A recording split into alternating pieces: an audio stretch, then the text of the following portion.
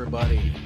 This is John Alexander, and this is our first stream where we're going to actually go through and start talking about how I do the land business, how you might want to do the land business if this is what you're like to get into. A lot of you are buying and selling houses right now, and so I'll talk about some of the differences because there's a vast difference actually between flipping houses and flipping land. And others may have never flipped land at all, and you're thinking, well, how hard is that? Well, um, if you can buy and sell a car, you should be able to buy and sell land. It's not, as I said, it's not quite the same as flipping a house, buying and selling a house. It's more on the line of buying and selling a car than it is a house, and that's one of the, I guess, the first differences. Um, But what I wanted to do is kind of like, first of all, go over a couple of different things that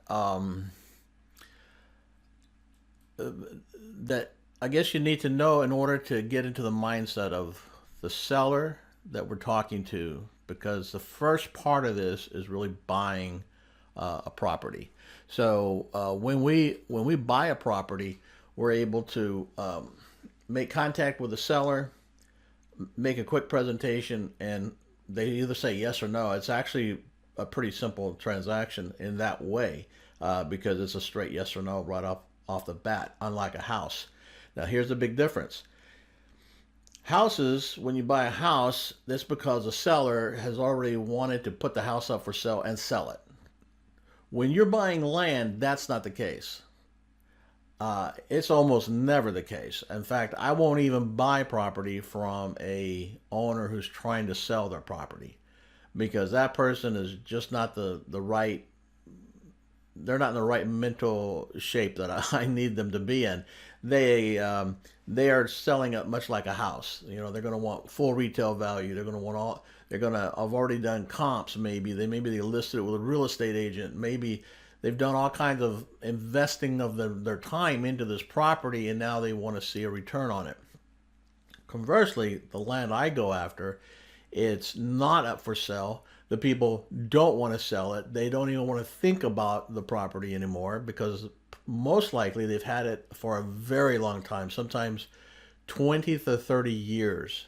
Sometimes they inherited it from their parents. So this is not like a property where they've got it for now like a current investment feel like you do with a house. You live in a house, it's got value to you right now, and you expect to get some return out of it. A land is just the opposite. So here's the comparison I want you to bear in mind between land and houses. A house is to land as a car is to a bike. Now, that's probably the best example I can give you so that you understand the mental levels of the sellers that we're going after. There's a difference between a car and a bike, but even though they're both vehicles. So real estate is both houses and land, but it's not the same. Just like there's a difference between a car and a bike. So a car always has value, intrinsic value, basically like and MLS has the listings of what they should go for and what they're selling for in your neighborhood. That's not the case with land. So it starts to be some differences right there. But so with a bike, people buy a bike, they ride it a couple times, and they put it in the garage. A car, you buy a car, you drive it every day. You're using it for work, you're going on trips every day, and then ultimately you say, okay, well, I'm going to trade it in, and there's a set value when I trade it in, just like when you're trading houses. You're going in from one house to the next. You're going to sell that one. The same realtor will handle both cases just like a car dealer does a car. But that's not the case with a bike. What happens when you try and sell a bike? Let's say you've had that bike for 5, 10, 20 years. And it's sitting in the garage. What is it? Where's the value compared to what a vehicle, same thing. Give me the same years, 10, 20, 30 years. Actually, vehicles will start to go up at some point, or bikes, they just really don't. So it just keeps getting worse and worse for the bike, just like it does for land. So the longer a piece of land goes undeveloped, It shrinks in value to some degree. I'm not saying this in every case because there's some in tight neighborhoods that's not the case. It'll go up and it'll stay there for forever at that one price, and that's the way it is actually in most. And I actually depend on that to some degree, but in the mindset of the owner, that's not the case. The mindset of the owner is, I've got this property. It's like a bike. It's sitting in the garage. I have to deal with taxes every year. I have to be thinking about it. What happens, if I die, who's going to take care of it? How's that going to be dealt with in my estate? These are the things that actually occur to people that make them say, well, I just want to clear my garage out. So when you clear out your garage, hey, it's time to sell everything, and it goes cheap, real cheap. So you do a garage sale. That bike, you might have paid $400 or $500 for the bike. 2 years later, not very long either, right? 2 years later, if you got 10, 20, 30 bucks for it, you're fine. You're fine. Just get it out and move on. That's the concept with land. That's why I love land so much more than houses. I can name my own price on land. I can't name my own price on houses. That's really, when you get into this business, you really start to realize, wow, you really can name your price. I mean, wherever you start with your price, that's probably the area that you're going to end up in. And most of the time, I'm going to say most of the time, almost all of the time, once I give a seller the number, what I want to pay for a property, that's the number that we end up settling on. There's really no negotiation like there is on a house or a car or something. It's like, well, would you take $25 for the bike? Oh yeah, well, sure. Just give me 25 bucks. I don't want to haggle with that. I don't want to run the risk of losing this deal with you. So it's rare that if I negotiate on a piece of property, it's just so we get to name our own price, and because we name our own price, all we really have to do is figure out, well, what can I sell that land for fast? Because that's the key here. Fast, and then that tells me where I need to buy it at. There's a couple of things we'll cover as far as figuring that out, exactly where you should buy at, and figuring out, well, how do I make this deal happen? Especially if you have limited funds. And so we'll show you some leveraging. I'll show you some leveraging techniques coming up in another episode. On this first one, I just want to get the basis and the concept out, and I want to show you a great tool that I'm using. This is a great tool that anybody can use anywhere in America. In fact, if you aren't even in America, you could be in Australia or in England or wherever watching this, and you can grab this tool, and we're about to cover this tool in a second, and you could actually flip land here, wherever you decide that you want to flip the land at, using this as your basic tool for finding properties and getting your mailing list going. And we'll also go into mailing list, and we'll go into the concepts. But when you start out, I'm not a big believer in starting out first with a mailing list. I would recommend that a person just starting out in the business start out with I guess it's not really a mailing list. It will be in a spreadsheet maybe, when you get it off of these software things, but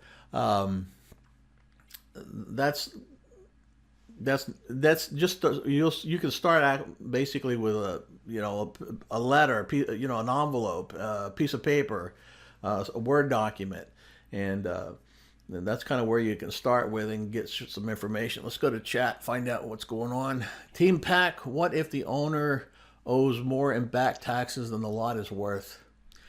Well, one of the first things I'll tell you is that I don't deal in back tax situations. I don't really go after that market either, because it's kind of saturated. It's sort of like the wholesalers in the real estate market. Everybody's going after back tax properties.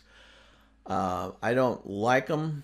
I will get them every once in a while, but it's got to make sense. For example, I picked up a piece that is 7 acres, and I picked it up for steel, but there's $5,000 owed in back taxes. The upside is that's a $100,000 piece of property.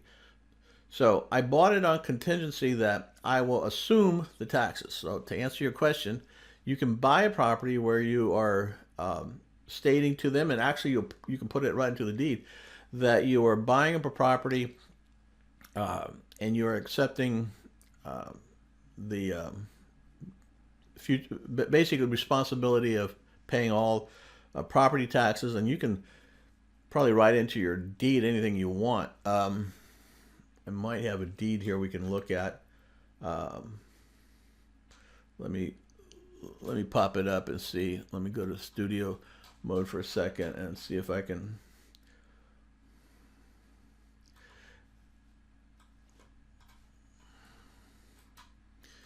Most of mine are standard. Most of my contracts are standard that I'm actually going to do that and say that in. Okay, so here's a classic example. So this is my um,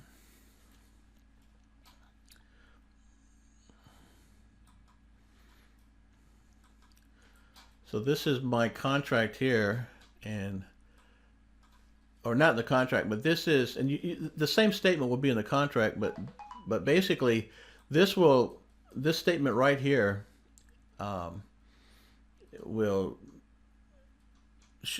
basically, it says grantee assumes all unpaid ad valorem taxes and all other property assessments for the existing year and all prior years. So that's a big chunk to take off, but I will take it off because I've done my research. You'll do your research and you'll find out exactly what it is, and then you can kind of go from there. Um, the uh, the whole point of that is that when you buy a property, you've done the proper research on it, and you know what's owed on it, and so if it makes sense, then you're able to assume the existing taxes, and then here's how you play that. When you sell it, you leave it unpaid. All right, since you're not having to close on it yet, because what we do is we flip property, right? So we're not having to pay anything up front. So what we're doing is we are letting when the sale closes where you resell it to your ultimate end buyer, that money then paying for the property flows into your pocket, and at that point, right at the point of closing, you're able to pay the property tax and get it caught up. And so that's how I do it. And most of the time, the person I'm selling to, I mean, it doesn't matter to them. They're paying me a set price for the property. It has nothing to do with taxes. Although I'm going to take that out of that profit I'm making, and then I'm caught up. Afro Investor, hey, welcome. Hello, John. Happy New Year. Hey, Happy New Year to everybody.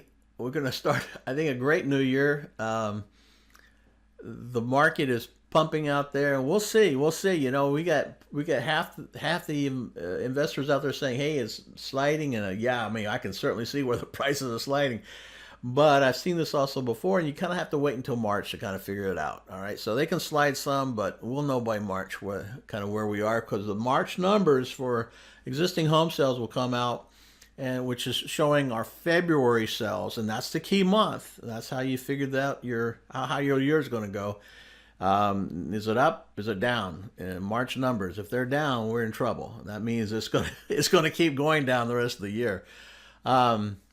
Are you actually closing on these land deals, then reselling, or just controlling, then assigning and releasing your contract? No, I close on every one of them. We in the land business, again, unlike the house business where you do a lot of assigning there and you don't ever have to close, that's not the case in our side of the business. In our side of the business, we're dealing with different kinds of numbers, and we'll get into that because it blow your mind once you understand the numbers and how important that is. But no, you're able to double close these. And so you're buying them and then you're reselling them, and you're using all the money that's being generated to make the deal happen. So it's rare that you have to come out of your pocket at closing with money. I'm going to say the majority of the time. I mean, once you start making some money, then it's just sometimes easier to say, oh, okay, well, that's $3,000. I'll just pay it out of my pocket. But a lot of these lots can be bought for 3 to 6 to 7,000, sometimes 10. So this is the range, and then you're selling them for 12, 15, 20, and maybe max it out at 30. So that's a real sweet range in there. So you're buying, and basically in essence, you're doubling the money that you're making. The profit that's sitting there is double. I just bought 5 lots On average, I paid about $7,000 per lot. Bought them all at one time from one owner. I sold them all within 1 week at essentially double the price of each of them. So that's the kind of, and I leveraged that money coming in. So I'll show you and get into details on how to leverage that money on a later episode. But I wanted to cover today this application. I think is great for everybody. If you're getting started in the business, this is a fantastic little application, and it's called Land Glide. Now, if you're familiar with it, and you may have been familiar with it, I thought, okay, well, when I first saw it, I said, oh, that's fine and everything, but there's other ways, and there are, and we'll cover different ways. But if you're just starting out, rather than go out there and try and deal with a local tax assessor and try and get a list or buy these leads that are astronomical, which I refuse to do. I've never bought a list in my life from any commercial company.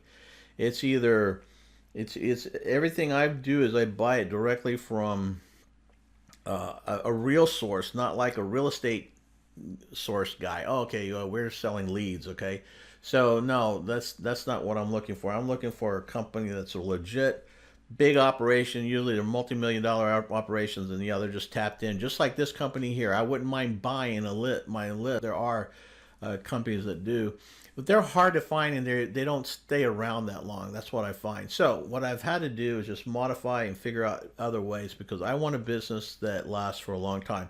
The techniques that I'm talking about and going over with you today, these are the same techniques I was using 35 years ago when I got into business. In fact, I'm doing the exact same thing, except we have computers now, but the technique is the same. The technique has not changed.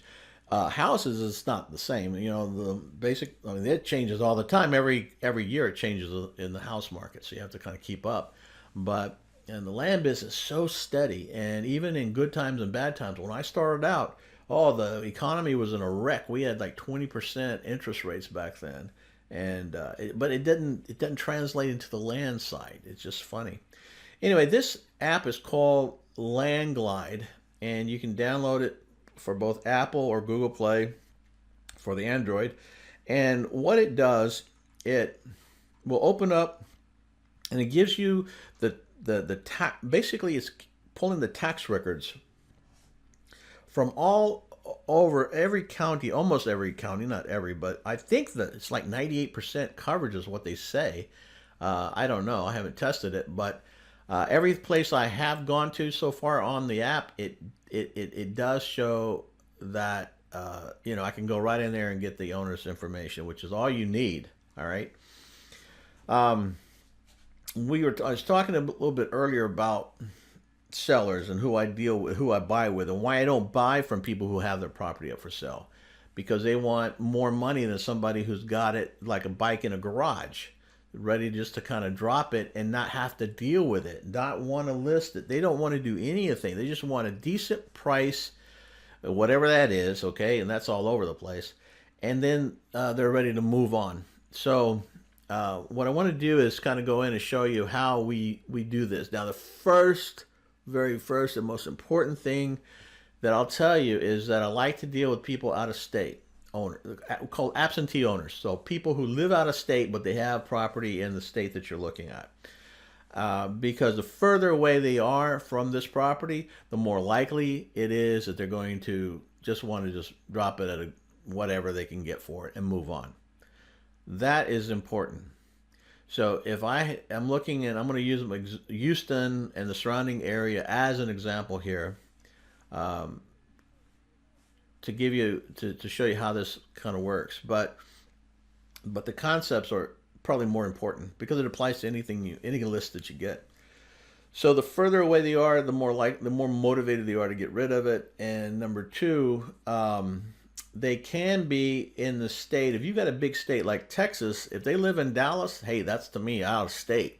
If you live in Austin, out of state. So as soon as you get away from one metropolitan area into another one, you can basically have a motivated, and that goes for every state. I'd say Texas because we have so many like that, but every state is like that. And so keep that in mind. Is that's our customer. That's the base. That's the seller that we're after, and so I can skip over all these other records and all these other lands, so I'm not wasting my mailing dollars on locals who they'll tend to know the market better. They tend to say, "Oh, I'll be moving there someday, so I'm not wanting to sell." That's not the person I want. If I'm in Texas and you're in California, odds are you're not ever going to move back here to this property that you've had for 30 years. It's just not going to happen. You were at a different place. You were in college. I talked to a guy the other day. I bought that, was in college. I don't even know why I bought it. Me and my brother went in on it, and I've just been paying taxes on all these years. Does that sound like a motivated seller who's ready to just deal with whatever I gave him? And he did, and he took it. And then he called his brother up and said, "Look, we finally got somebody to get rid of this darn thing so they don't have to deal with it anymore." So that's the mentality. That's the mindset we're looking for. All right. So what this does, it opens up, and I've pinned a couple just to give us some examples here. But what you're going to do is you're going to like scroll in with your fingers, as you know how to scroll in.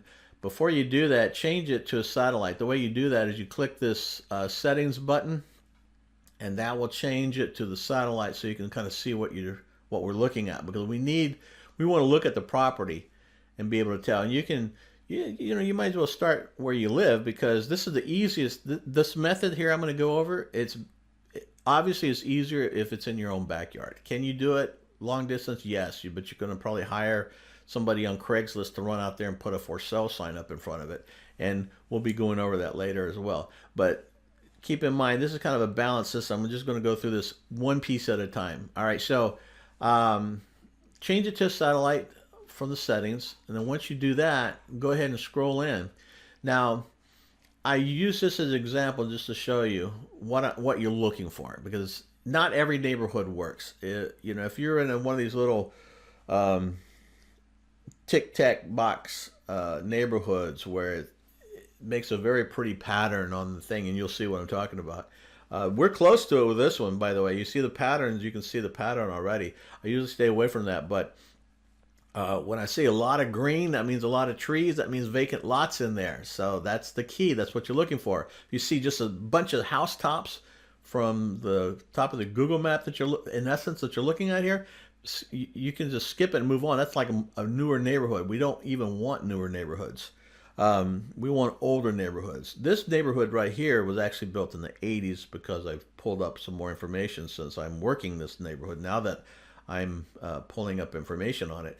And that's ideal. I mean, neighborhoods from the 80s are perfect. Almost every one of them is just perfect for what we're doing, or before, from the 80s and before. So you get into Harris County, for example, or Dallas County, wherever you might be, then you're going to see old neighborhoods, and you're going to see where they've torn down houses, in essence, and you've got a vacant lot, and that becomes a very sellable lot.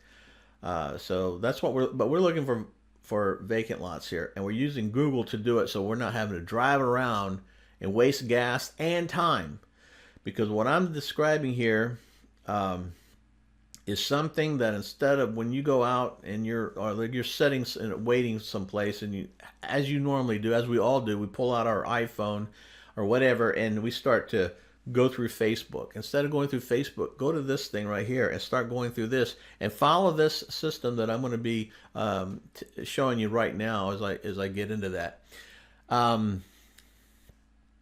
Afro Investor, thanks, John. This is Nathan. Hey, Nathan, good to see you, buddy. So happy to see you're teaching real estate again. You're my favorite teacher always on the frontier of innovation. Are these calls recorded to be viewed at another time? Thank you much for that. And yes, they are being recorded. But as you know, with technology today, you cross your fingers and hope. However, there's a couple of, just one of the reasons why I like Twitch is a backup system. They record into Twitch. So if you are if you have an account with Twitch, then you're able to log back into my Twitch channel after I go off, and just allow the system to upload, and it's going to actually upload this video in there, and then you can watch it again. So So what we're going to do here is we're going to when you kind of find an area, and as I go in, you'll see what I'm talking about and what to look for. But this little information down here is a link. So by just clicking your finger on it, uh, it's going to open up and or yeah, it's going to open up and it's going to show you the details. All right. So what I did is I started at the bottom of a road, and I'm going to follow the road path all the way up, all the way down. I'm just going to go up and down this road, just like this. I'm going to cover an entire block because I see a lot of vacant, lots in there. In essence, all treed in, which is what you're looking for. All right, so what you do is you go to each one of these. This is why it takes a little time, but you just click with your finger. Just click on this one, and it's going to pop. It's going to pop up the information right here. So when you click it, it's going to show you the details of that owner. So in this case, when I clicked it, it shows me the address here, Arlington, Texas. Now that's on the other side of Texas, home of the Cowboys. Go Cowboys. But I'm looking for anything outside my area. Most of the time when you click this, you're going to see that city most of the time. All right. And this is the ones you're looking for. So now this is the one I want. If I wanted to investigate a little bit more, they have this county link here. You can click on it and it actually will bring up the full tax record on that property, which is pretty nice. All right. So once you say, oh, okay, well, that person's out of state or out of the area, absentee owner, I'm going to drop a pin in it. So you come back into the settings area up here. It's going to drop this little drop down again, and you can hit drop pin, and boom, you've dropped your pin on there. Now that's recorded in there, and you can move on and keep punching these vacant lots, and you can see very obviously the ones with houses compared to the ones with treed in. So you're only tapping on the treed in lots, and so I'm tapping here, here, here before I found my next one. Here, here, here, here, here, here, here, here, here, and then right around the corner here, I found my next one. All right, so that's the idea right there. I went on just in this block that you see right here, and I had 8 of them. 8 out of state, and most of them all out of state. One guy in the Philippines, which is a great motivating because I went and looked up his record, and he owes $2,000 in back taxes. These lots right here are selling for $30,000 to $40,000, probably in that range, depending on where they are. But most of them, and who's buying them? There's a builder in here. I found a builder just tapping on some of the blocks. That becomes a potential buyer too. So I write their names down because if they're buying in that area, they may want to buy another one and build in there. But it's hard to find people selling lots. If you pull this up on the Realtor.com, you're not going to see anybody selling lots here because there's nobody selling a lot. Most people, it's not like houses, as I said. So this is proactive. You got to go find it. And maybe that one house that the builder bought, one piece of property the builder bought, was one that out of all of these did get listed on the MLS, and that's why they bought it. Because most realtors buy off the MLS unless they're buying whole subdivisions and developing out themselves. Okay, so now in here I've got 8 of these, and now what you want to do is you want to go back into the settings area again by clicking right here, and then you want to go in and click save locations. Now here's where the power comes in. Once you hit the save locations, you get another drop down box. This was just another one, just an example. I just want to throw it in here. This was one right around the corner. This guy's in St. Paul, Minnesota. All right, so I'm in Houston. Okay, so anyway, after you hit the saved settings, you come up and it will show you a list of all the ones that you hit with a pin. And now you can go ahead and click your save button up here and then email it to yourself is what I like to do, because it's going to email a Excel, not an Excel, but a CSV file to you. And I think I have it here.